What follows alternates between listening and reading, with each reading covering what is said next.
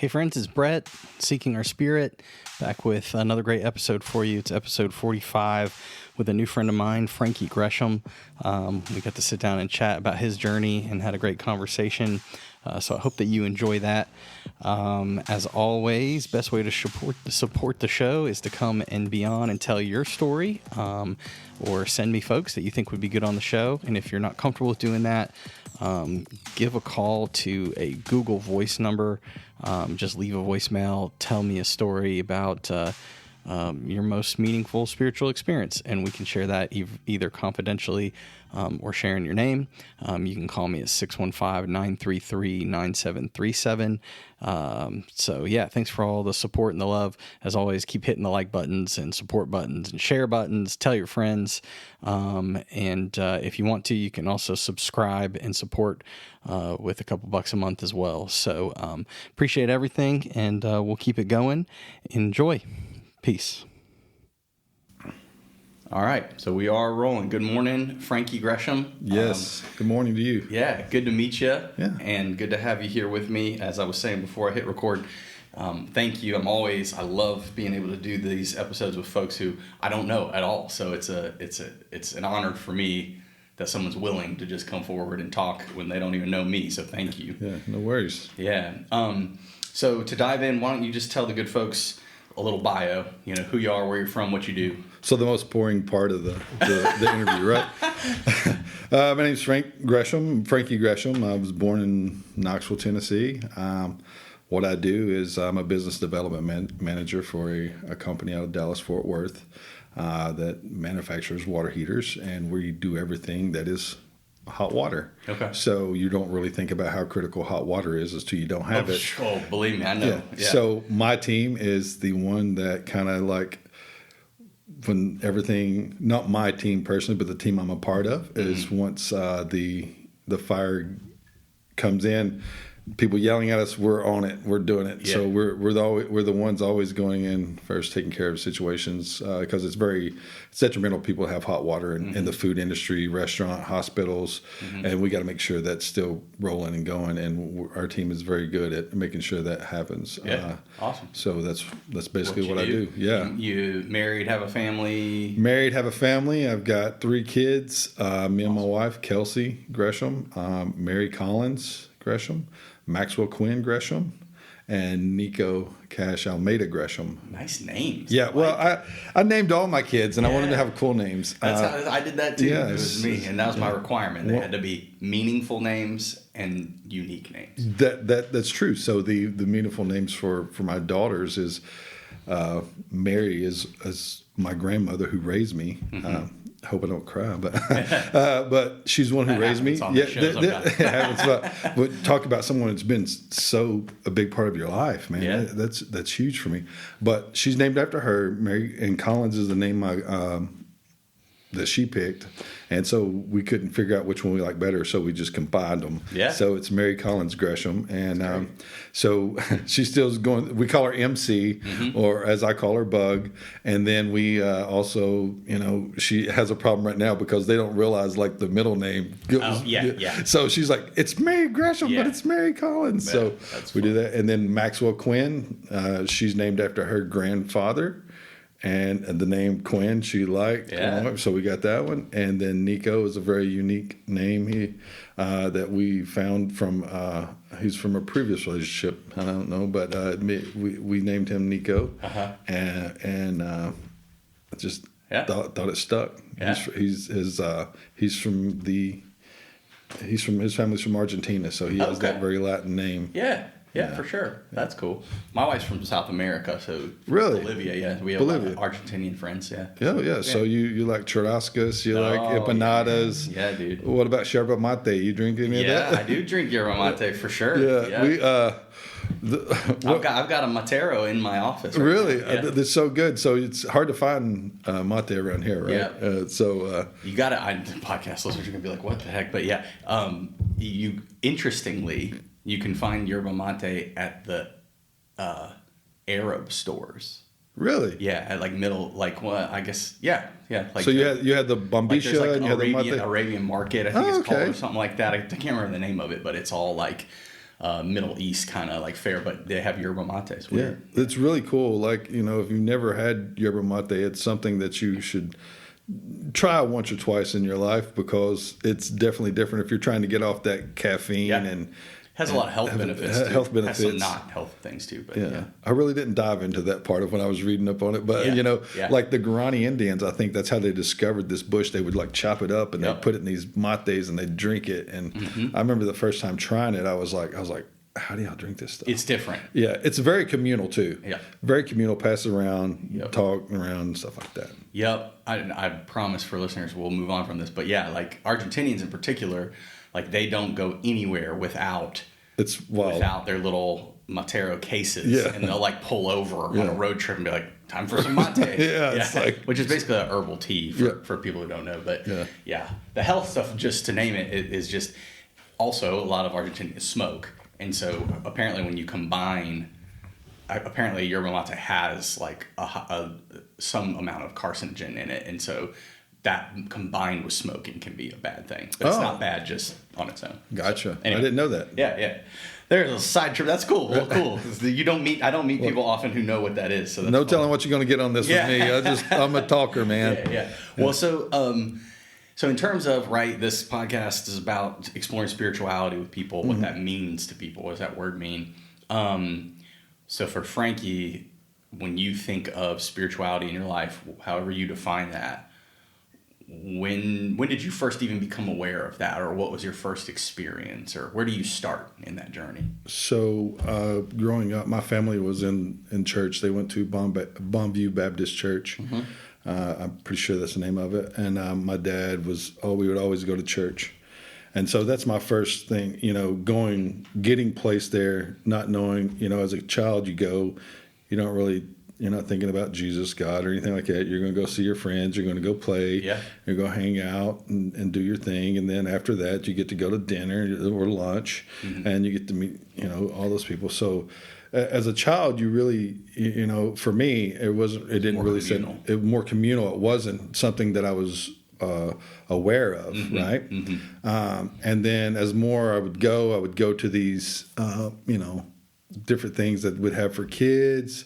And you start learning more about Jesus, and you start learning more about God. My first experience with this, and just to be frank, I was at a, like one of those retreats during the week. They would, vacation Bible school maybe. Yeah. And this was outside of our other church. And so, like I said, we were Baptist, and we sit in this church, and this guy starts preaching, and he starts telling me about hell. He starts telling me about all this other stuff. The world's coming to an end.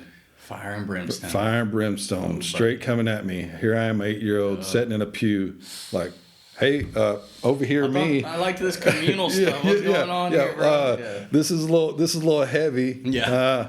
What do I need to do? And it's like, well, the only way you can go to heaven is to get saved.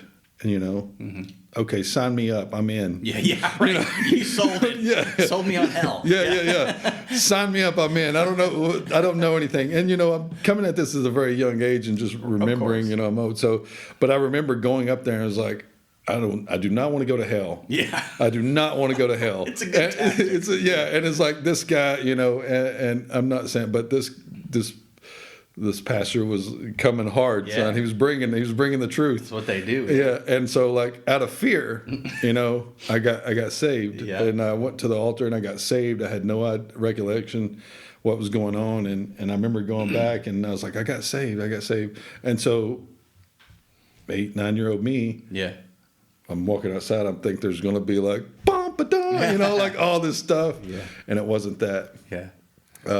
And it was kind of like, as we were driving back on the van, we were going back, and everybody was just kind of like quiet.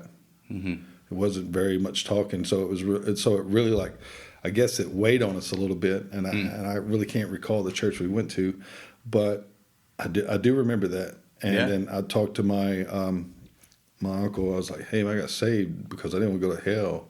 And it was kind of led to that. Then my dad, would start telling me about things, in the Bible, how things were.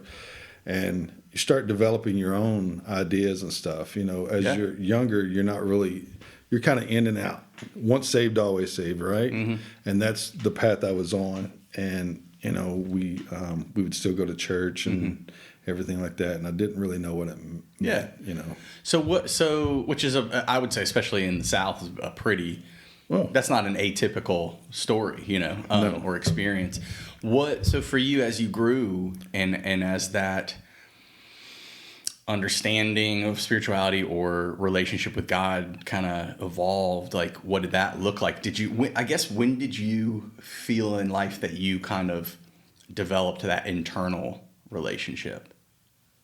Or is that later in life? Later in life. Okay. Well, before we get there then, so was there anything else as you look at what I call kind of your spiritual timeline?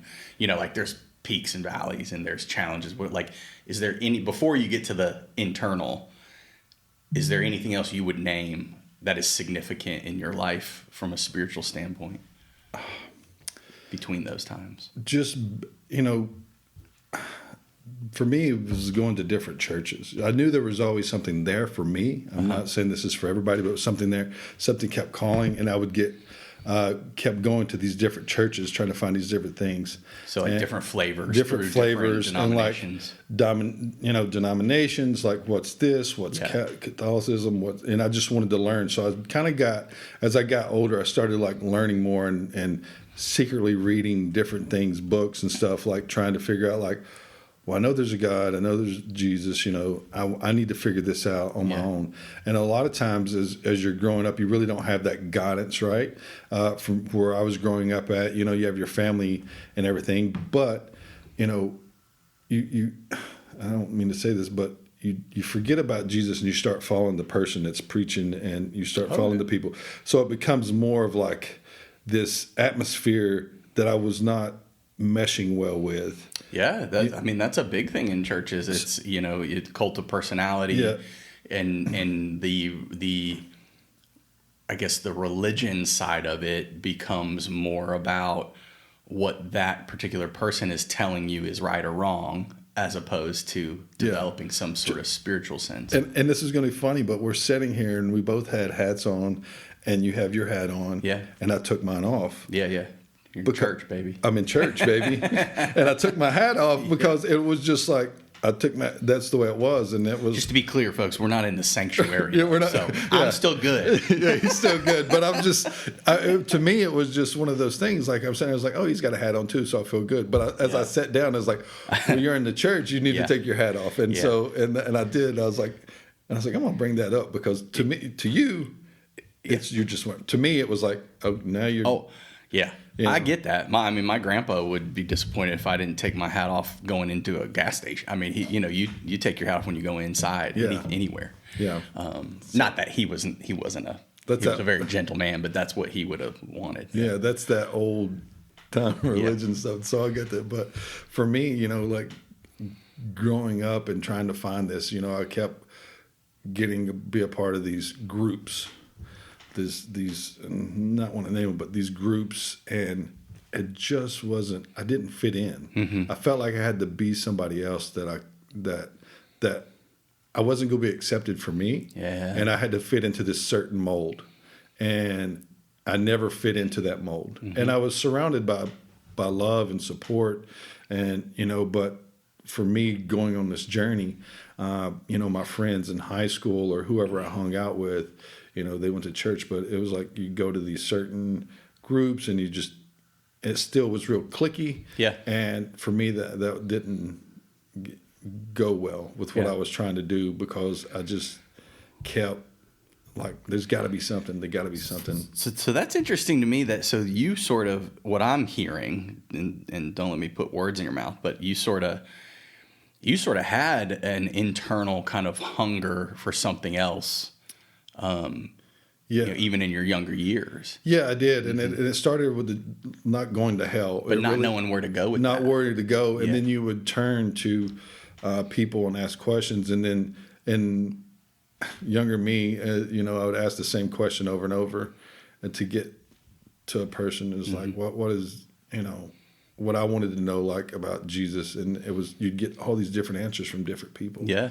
And it was like really surprising to me. It was like, is there not like a blueprint, a schematic? It just says, God, Jesus, and go down and it wasn't. And, and then I kind of got away from it. I kind of just like got away from all of it. Occasionally, pick up the Bible and stuff, but I faded away from it. Well, you get to, one, I think it's important to name, at least in the religious culture of the South, particularly like in the Baptist tradition or places like that, questions aren't exactly welcome. No.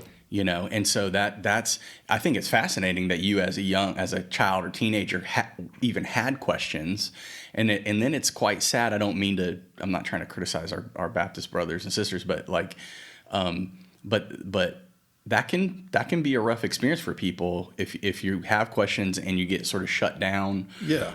Or like you're saying, you get all these different answers to the question, so nothing feels certain, and so as a result, you just sort of pull back. You pull back, and then, coming from, so you have, some of my family is self-ordained who started churches up, and I never really, I went to a couple times, but it wasn't for me. Yeah.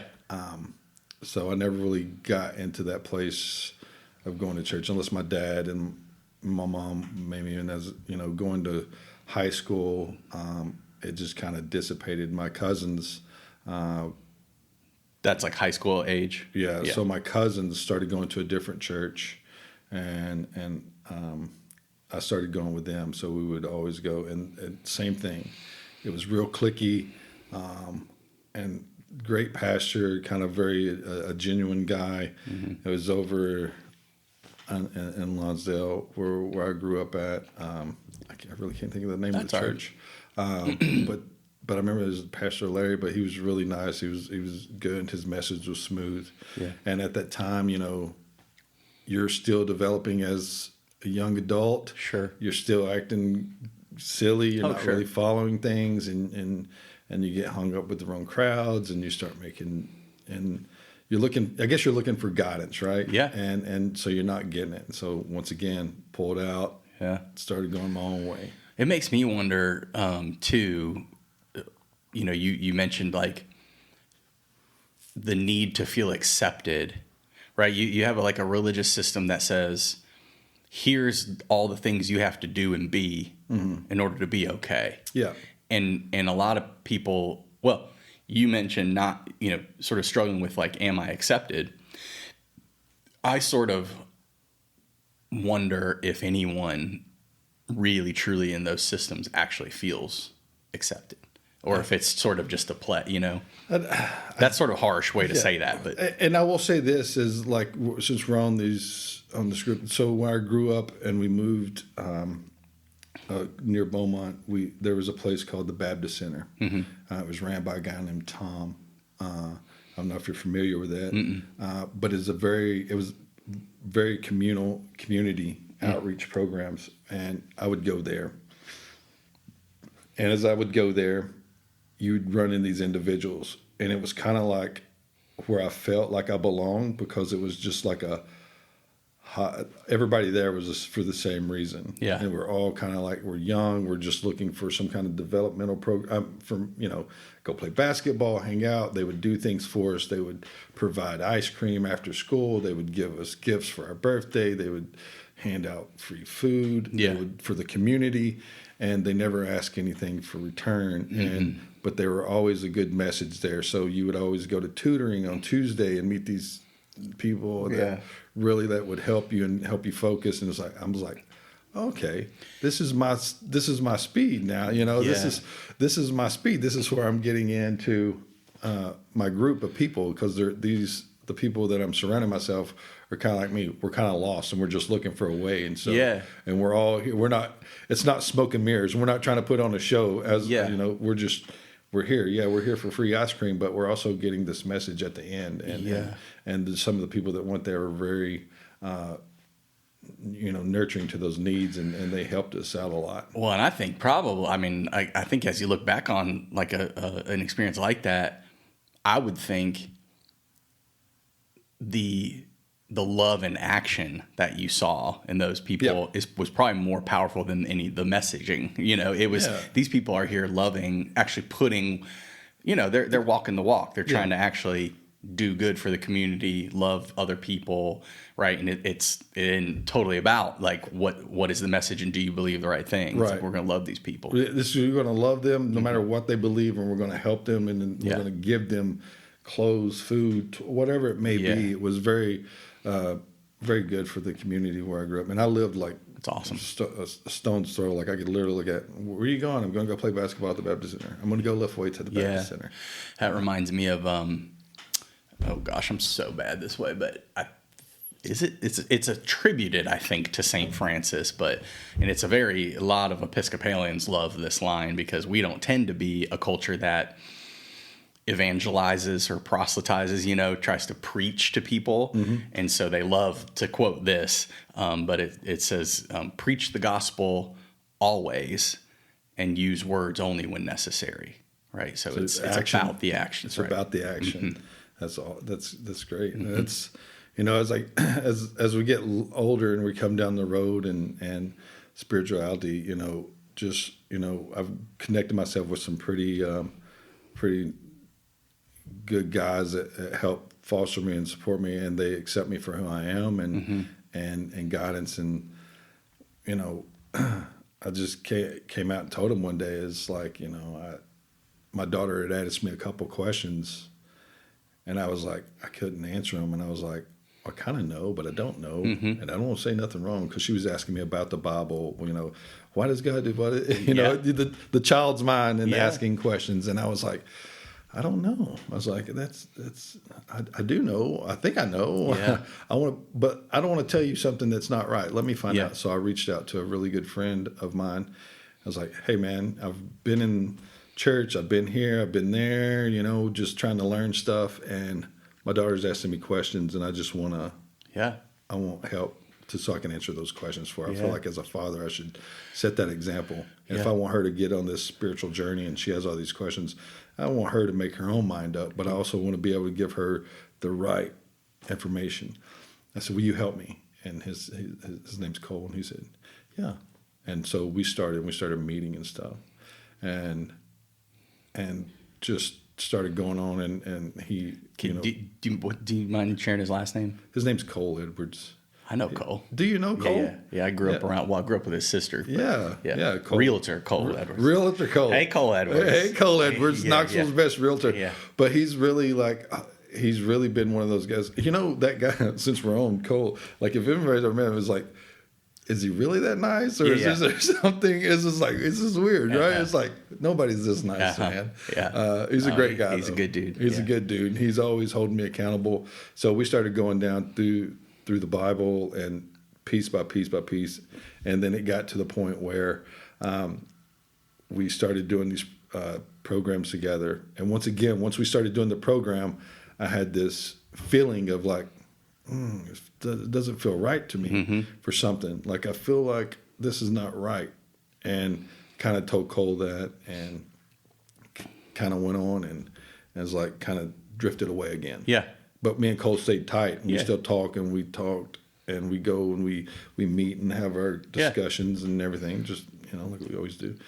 And I told him one day when I was there, and I was like, what a lot of people have, the problem is, I was like, people develop relationships with the religion and not with Jesus. Mm-hmm. And I said, with doctrine and and getting caught up into it and everything, and they just don't develop that relationship, their personal relationship with Jesus. Yeah. Like what it may be. It's so ironic to me because so I'm what we call a cradle Episcopalian. So I grew up in this system my whole life. So I don't mean to come off as judgy, because I don't know from the inside, like the Baptist system. But me as an outsider looking in, it's so interesting to me because it comes off to me, and I don't mean, and I mean, there's a lot of denominations like this. I'm not picking on Baptists, but like, it's ironic because I think what you're observing is very astute, right? The heart and the intention of any church, and the Episcopal Church has all these problems too,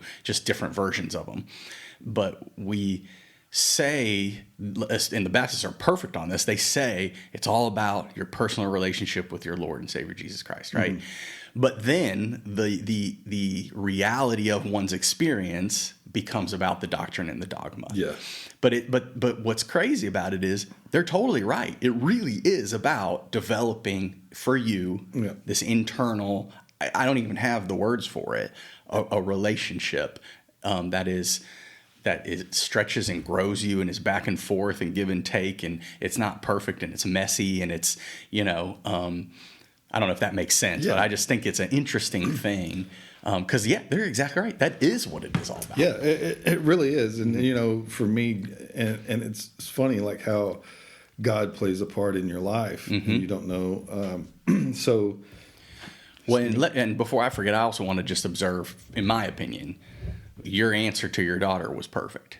To me, for a father to be honest and say, I don't know. Oh, yeah.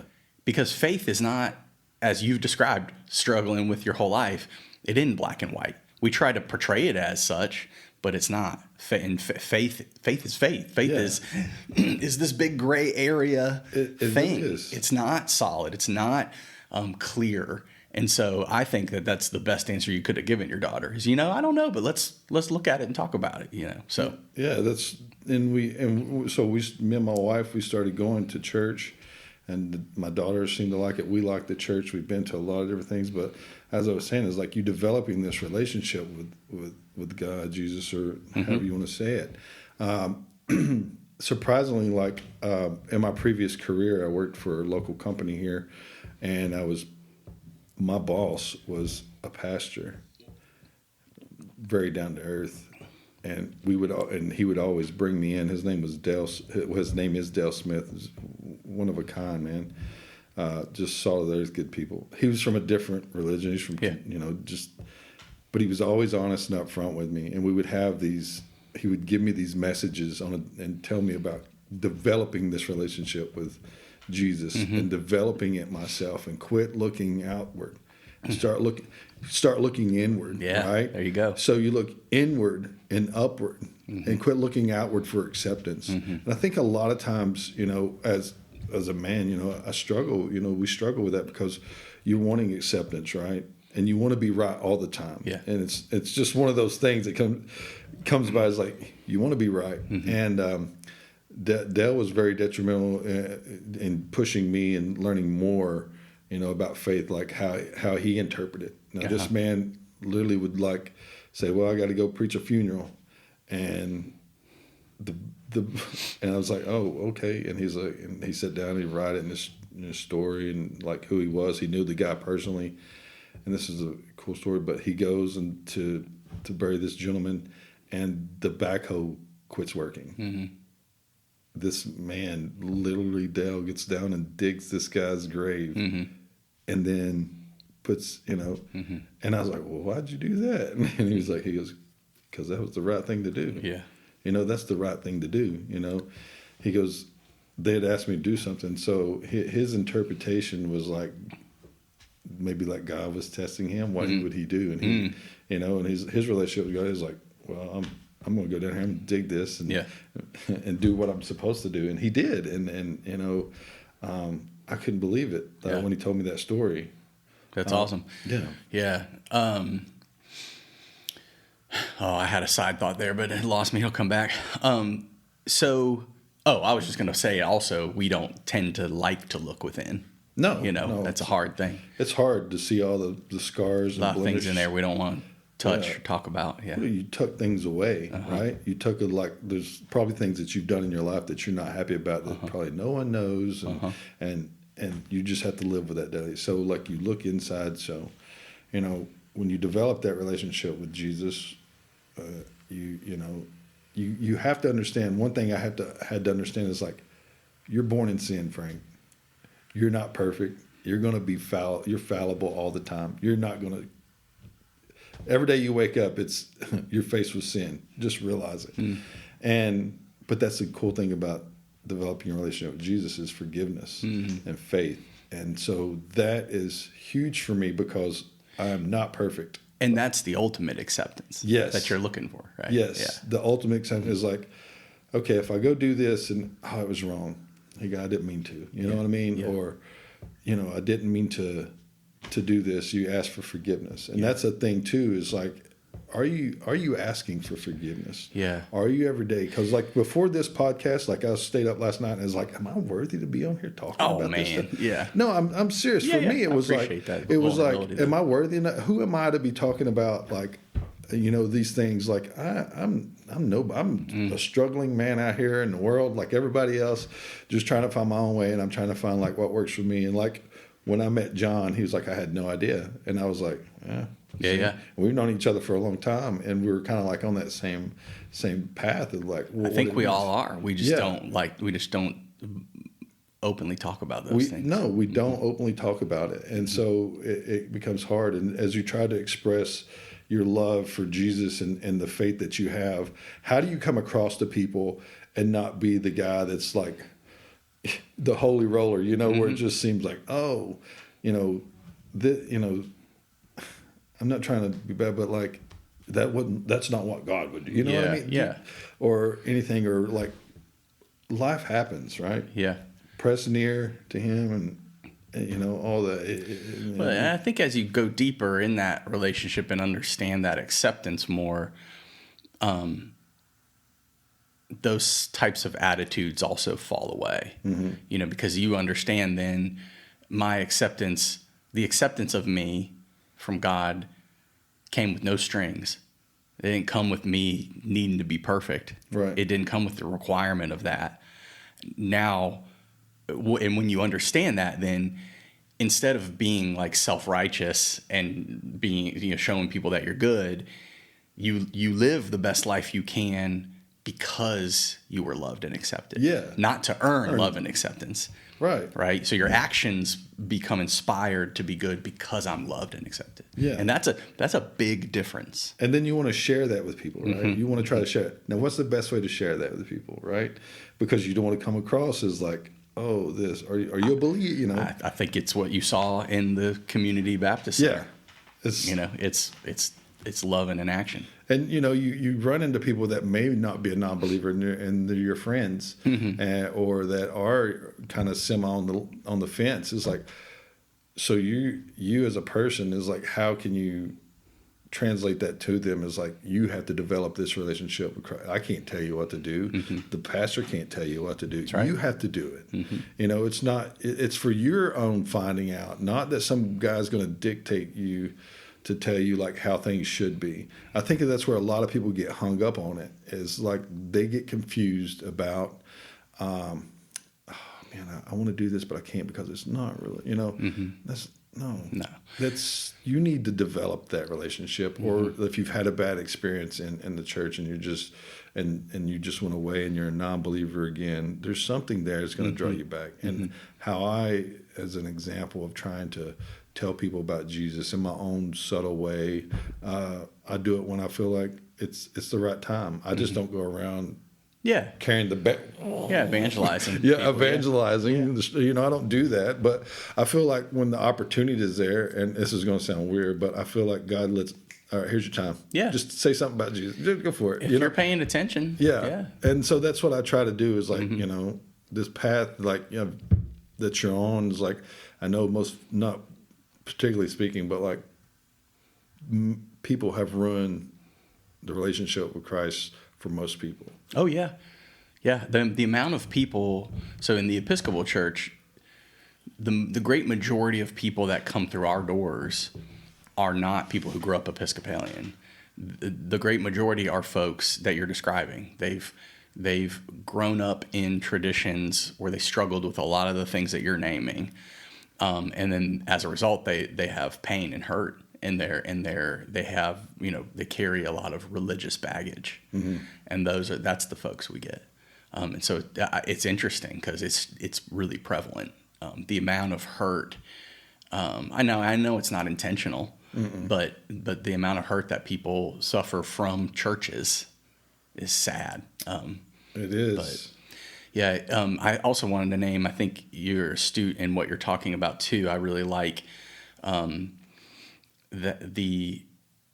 guess we sort of said that already, but I think people at a certain place in their spiritual journey the not knowing and the turning within and the developing your own relationship with Jesus, because it's not clear, that is challenging to folks and difficult, and they want black and white. They want to be told, this is what you got to do. Right. And so at a time in some people's lives, they're very attracted to and click with a particular religious setting where the pastor is very, like we're saying, fire and brimstone or whatever, but very clear. Because then they're like, all right, I got the answer. Right? If I do this, it's all good. But as you get deeper into your relationship with God, you start to realize, like, it ain't that, it ain't that simple. No, right? It's not right. that simple. It's not black and white. Yeah, yeah. But I think that's the thing, is like everybody looks to try to be perfect, and you're not going to be perfect. You're not. Ever. And that's okay. It's okay. Yeah, and you're loved and accepted. You're loved anyway. and accepted anyway. That's the point. Just acknowledge, just acknowledge. And it's like, okay. And then as you start going on and you start meeting other people and you start telling people about your faith or what you believe, and then I think that's the best part, Yes. So you sort of, in your timeline, you've sort of in a way brought us up to, because you mentioned a couple of things more recently in life, with your daughter, with yourself, your relationship with people like Cole, sort of having a hunger to go deeper and looking for ways to do that. So why don't you tell us a little bit about that, or a little more about that? Like, where has that brought you? What has that looked like? How has your relationship changed with faith? Once again, it's going to be personal, right? Of course. So for me, it was like understanding I wasn't perfect, and I wasn't living up to all these expectations that other people had set on me, right? So every day's a struggle, right? It's not a struggle, don't get me wrong when I say that, but every day, you have to give something for it, and you have to go in, and like you always have to be, it's like anything else. You got to practice at it. You have to get good at it. And the more you educate yourself and internalize what you're reading and developing, that's going to come out of you, right? Yeah. So that's what I've been doing, and I know I don't go around shit and stuff like that. My wife's probably going to hear this and be like, well, who is this guy? Yeah. But it's more or less we're just learning as we go. Yeah. Yeah. So, so as you're exploring your relationship, then can you name, so are there like important points that you've had, important growths or realizations, or where, or it sort of sounds, you and me just met, so I'm sort of discerning some of this, but like, sounds like you're in some ways still in the thick of that exploration. Yeah. Yeah. Very much in the thick Cool. of it. And learn, like I said, me and Cole get together, or I'll speak to Dale every once in a while, but still learning and developing, like didn't make the group big, I wanted to have just a couple of people that I truly trusted. When I asked them a question, they were going to be like, okay, Give you something. Give me something. Yeah. But I'm not going to ask a bunch of questions. So I'm still in the process of learning as much as I can. Yeah. And it's baby steps. Yeah. The first thing, for me was like just acceptance, just accepting that I'm not perfect and I'm still going to screw up and I'm going to do things that is wrong. And that's okay. And that's okay. Yeah. That's the hardest thing for me. Yeah. Because like I said, I just feel like almost a guilt. And as I was texting somebody today, he's like, how's the study going? You're reading this chapter. I was like, man, I'm just in a real funk right now in my head. And I was like, I can't get out there. I just can't shake it. I'm trying.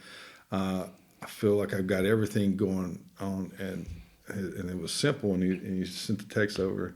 He was just like, draw near to him, and he'll draw near to you. Yeah, and that was it. That was it. Yeah, and it makes me feel like I need to say, I think I should say, because to sort of drive the point you're making home, that we're all always on that journey. Yes. I'm a priest in the church. I've been a priest for 16 years, something like that, 16, 17 years.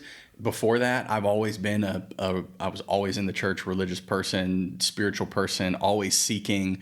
And really the truth about why I do this show in my personal time on my day off is because I get so much for my seeking and my learning through hearing people's story. I mean, I think that's great that you get to share. This is something when John told me about it, I was like, yeah, I want to be on board, because I think there's more people out there that struggle with this. I mean, if they're really serious about the relationship with Jesus, is like there's you probably got a ton of questions, you don't know who to turn to. So, and a lot of times is like people reach out to other people. Because either one, they've been in experience, or the people just don't want to do the work themselves. Yeah, and learn and develop that, and their interpretation of what their religious beliefs are. And so I think a lot of times people tend to do that, and as people tend to be, the mentality is like, if you're doing it, then it's okay for me to do it, and I'll follow right along with you because you seem to be in good graces, and I'm gonna towing right behind you. And I never did like to do that. I wanted to develop my own understanding. And like I said, the guys that I mentioned, Cole, Dale, they've all been really patient, and they've all been 100% answering questions that I give them, and they answer them truthfully, and they're always honest to what their opinion is. That's beautiful. It's beautiful to have people like that in your life. Yeah, it is, because I mean, I think one thing is like, I don't. The more people you get involved, the more answers you're going to get, the interpretations or whatever it is. And I just, like, for me to do it, I had to, even though they could be wrong. I'm not saying they're right or anything. Yeah. But for me, it was like, these are the people I want involved in this journey with me. And when I ask them a question, I know they're going to be 100%. Yeah. Well, and it's just having people on the journey with you, because they're on their journey too, and yeah. Are there, so, and the answer can be no, but like, as you've been on this journey recent in life, do you have like little nuggets of little takeaways or important learnings or realizations for you? And again, you can say, yeah, I'm not there, or whatever. I would say not. It's weird because I could say not there, because I'm, as most people probably listening, is like, there's this big defining moment and this big light come out of the sky, and that was it. Yeah. No, it wasn't that. I find myself a lot of times in thought process. And as I said before I came, here, I was like nervous about speaking to you about why am I? And I just felt like God said, it's because I put you in this situation. Yeah. Now you're on the spot. Now everybody knows that Frankie Gresham's, he loves Jesus, right? Yeah. So, because it's surprising for people to know me and to see me outside, you got to know me, and I'm sure because you're not walking around trying to be holier than I'm not trying to work holier than thou, man, at all. And when I bring up Jesus to them, or bring up, their relationship, their own personal relationship, the plan that Christ has for them, is like, you have to define that. You have to seek it out. No man's going to give that to you. That's right. I can't do it. I can't do it. You can't. The pastor can't do it. No, but you have to do it. Yeah. And I really want people to take that understanding as like, that's where they need to go. They need to go with internal. Start the journey on their own. Start the journey on their own. Yeah. And so as our family, is my wife, my children are starting developing churches. We started going to churches, and sometimes it just wasn't for me in these churches, and we would go, and just because we wanted to experience it. And then sometimes I felt like I was in leap of faith. I'm not trying to be funny, but I felt like I was in the leap of faith movie, and I was like, I cannot. Yeah. Like, I can't get behind this, because it doesn't seem, I'm sure the intentions there is good and everything, but I just don't feel it. And I'm going to say this is like, the road to hell was paved with good intentions. Right. And I think people have heard that before, and I don't want to offend nobody, but that's the thing, is like, their intentions are good, but it seems to be all over the place. There's so much going on that you lose focus. Yeah. For me, it gets overwhelming, and it's like, I don't want to be a part of this. Yeah. And then we started going to another church, and me and my wife we went a couple times, and we looked at each other, and I was like, what do you think? What do you think? I was like, I kind of like it. Yeah. I was like, super cool. I was like, I mean, it was really seemed genuine. I really I felt in. I felt like sometimes the messages were like, oh, that's what I need to hear today. Yeah. And I've that's what I was doing. It's like I started taking away the people that were the pastors and stuff, but saying, well, if God wants to talk to me, He's going to speak to this guy, and it's going to come to me. Is that the kind of the way I see it? And I would go and we'd listen and we'd have sermons, and then my wife would ask the questions to our daughters. It was like, what did you learn today? And they would start going on. And so you get this smile on your face, and then you ask MC, like, what did you learn today? Well, did you know? Yeah. And it's kind of like, okay. That's great. Yeah, and I think that's just, all these places, these churches, they're trying to get at the same thing, and they're trying to do the best they can. And I think it's just different flavors, and it's like, that may not be the flavor we need or want right now, and correct me if I'm wrong, and I'm not trying to, but I'm just going to ask. Like, sometimes I feel like it's just like, we got to get people in the pews. We got to get people in the seats kind of like thing. Yeah. Do this. And I hate to think of it like that, but I feel like that sometimes that's what they do is they just start driving and just trying to get people, like marketing can be gimmicky and and it's like, and it's a pressure. That is a pressure. I personally approach that by saying, if we're being true and vulnerable and being honest about our faith journeys, then that is what will attract. That is, we don't need to do anything else. If it's real, then people feel that.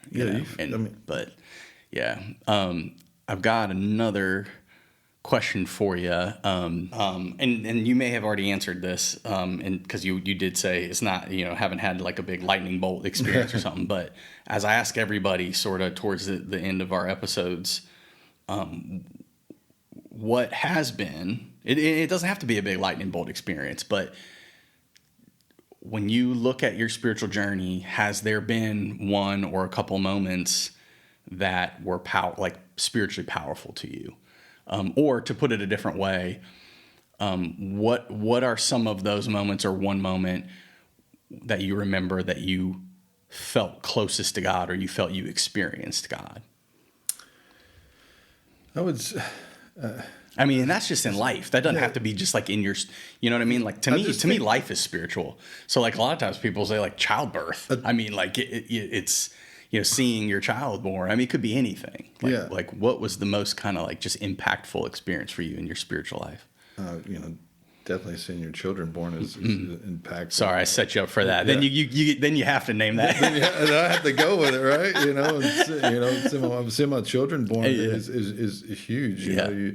You look at this innocent life, and it's like, now you're responsible for it, and it's like, I barely can take care of myself. Yeah, what am I going to do? Right. But that, as far as like my spiritual journey and significant things standing out, I don't recall, but I feel like there's certain avenues that's just for me sitting here today.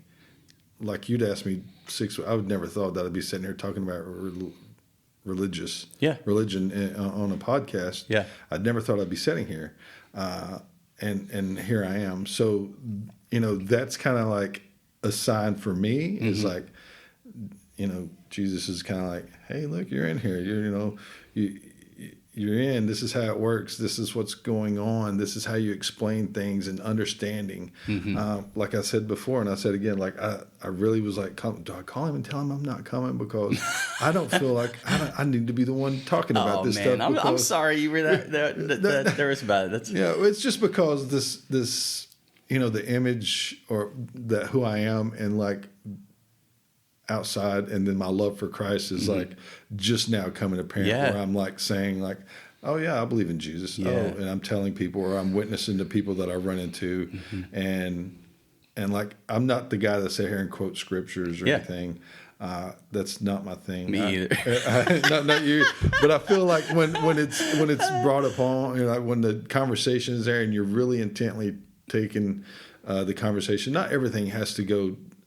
For me, it doesn't go directly to God, but like if there's an opening, and then I'll know it's like, oh, I'll take this shot. It's like, well, I'm a believer, and this is how I found my personal journey for Christ to be is like, develop a relationship, Get out of the religious Yeah. stuff. Get all the dogma and all the stuff out of it. Just develop that. Start at the very simple basis, and then you will go and it will just start building and building and piling. And then slowly but surely your life starts to change. Like different avenues start opening up. You see different things. You start seeing your demeanor change where you're not like, well, even this opportunity, right? You start paying attention. All of a sudden, the connections with certain people, opportunities begin to present themselves. And yeah, I think that's awesome. I love that you are at the point that you're on in your journey. You're in the thick of it right now, and so it's a gift to be able to like interact with you in that. And so I love that, and I want to just thank you for not canceling and being willing to sort of take a leap of faith, be vulnerable and open. I really appreciate that. You're welcome. I think it's done, it helps me out too, because as it gets me more comfortable talking about it. And, like I say, when John and my wife are in here, they'll be like, who is this guy? But, you talk about these things that are of faith, like what stands out to you. I do know, like, when you get closer to Christ and stuff like that, that the enemy comes for you. You got to put on that armor. But it's going to be like annoyances that just keep popping up. And I was like, this never happens. And it's like, oh, okay. And it's like, you just start to see certain things like just keep popping up in your life that become an inconvenience or annoyance. And it's like, okay, how are you going to handle that now? All right, well, you're going to just have a little bit of patience and say, okay, this is something else coming at me from a different perspective that I'm not used to. You have to get yourself with the armor of Christ on, and I know that's cliche, and just draw nearer to Him and say, hey, what happened here? And just develop that relationship and that conversation. And I've been doing that lately, is like having like this conversation with Christ, and like it's. Why, just asking. It's always a why is this? Why is this got to be this way, or why that? And then like, it may not have an answer today, may not have an answer tomorrow, but then all of a sudden you have an answer and it comes up, and you're like, oh, okay. And so that's kind of like my walk through it. And that's important. I tell people constantly, like sometimes we fail to ask the question. Yeah, and it's important to name it and ask it. Yeah. So yeah, that's a great point too. Well, good, man. Is there, anything else at all that you want to name for folks? I feel like that sort of brings us up to today and where you are, right? Yeah, I just would tell everyone to develop their own relationship with Christ, and then seek the people out that you feel like will be beneficial to guide you and help you, or whatever church that may be. Takes a community. And not knocking any religion. It may be whatever you want it to be, but I think that's the biggest thing to take away is like your personal relationship with Christ. Quit getting hung up on all the stuff that doesn't matter. Yeah, and just start talking. You know what hey, we're gonna go down another trail here, but like I feel like part of the reason what you just named that people get obsessed with all the other stuff. Really comes back to something we talked about before.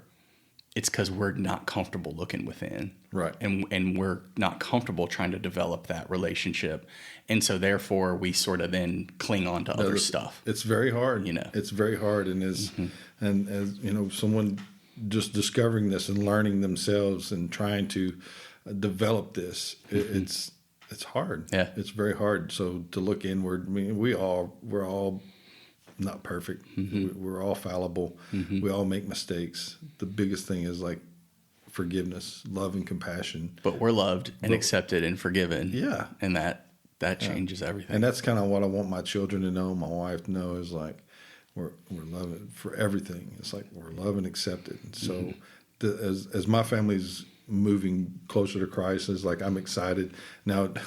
Do I get up every morning, every Sunday, and go to church? No, stuff happens, and sometimes I feel guilty for that. And it just recently started. It's like I probably shouldn't do it. Yeah, and that's a new experience for me. Yeah, and but my wife is really stern.